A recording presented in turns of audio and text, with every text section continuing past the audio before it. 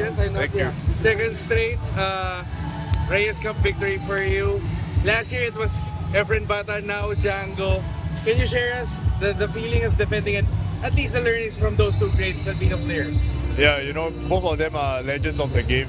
Without them, definitely this wouldn't have happened also. So playing under them has been such a pleasure and such an honor. So to win it back to back for them, it feels really good. Johan, same question. Gaano kasarap yung pakiramdam na ma-defended? Yung kumbaga, yun nga, can you share yung biggest learning mo last year? Alam ko naman nakakasama mo sila Efren at Django, but at least in this setting. Syempre, sobrang proud po ako na i-defend po natin ulit yung title and happy po tayong lahat. And yun, syempre ngayon, feeling ko mas settled ako ngayon kaysa sa last year. Kasi last year talaga parang naging pabigat ako sa team. Binuhat nila ako, wala akong naiambag kahit papano aside from doing the lineup. Pero this year kahit papano, kahit natalo ko ng singles game, may naman ako sa doubles and sa mga teams event namin. So yeah, sobrang happy po kami na na-defend natin ulit yung title. Maganda yung nilalaro ninyo parehas, but how happy are you at least for AJ?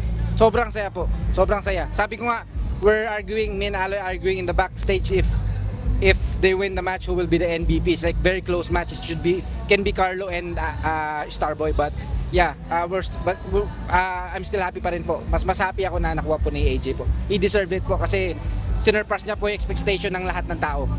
Lahat ng tao kasi syempre, di ba, nung pumasok siya sa team, medyo hindi maganda yung mga naging comment sa kanya. But yeah, yun, napatunayan niya, na-prove niya, and happy kami doon na naging part kami ng yung progress niya na yun. How about you, Aloysius? MVP last year, now seeing an 18-year-old get the MVP. Your thoughts on him? I think he deserves it. He played great, and also it's gonna give him lots of confidence next year, like he did for me last year. Yeah, he deserves it. He really played great. How you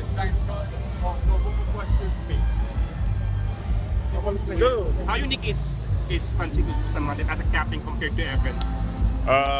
Actually, both of them, the way they teach us is pretty similar. So I'm used to it since I had some experience from last year. They are both great players. They are legends of the game. So definitely working under them has been such a pleasure, and it's a big honor for me to be part of the team again. Big question ba to Johan? Kano kakaiba si Coach Django than Coach Evan? Actually same naman po sila. Pero for me lang kasi ang pagkakaiba is mas close po kay Ninong Django since Ninong ko po siya. So mas close ako, mas parang nakakapagsalita ako ng mas mano sa kanya kaysa kay Tatay Efren, kay Sir Efren, kasi medyo nahihiya pa ako kahit na syempre coach natin siya pag tatanong. Pero yun, masaya ako na naipanalo natin na si Tatay Efren, and then ngayon si Sir Django naman ang captain natin.